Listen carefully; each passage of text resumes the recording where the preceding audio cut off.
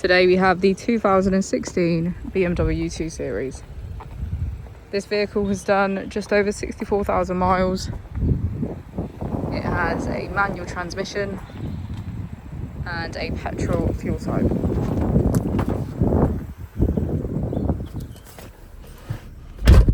To the left of our steering wheel we have cruise control, and on the right we have voice control, hands-free calling and automatic wipers. Moving on to our screen, we can access media, radio,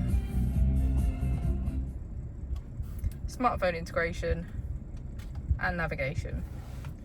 If we put the vehicle into reverse, we can see that it comes with parking sensors. Just below is our dual zone climate control.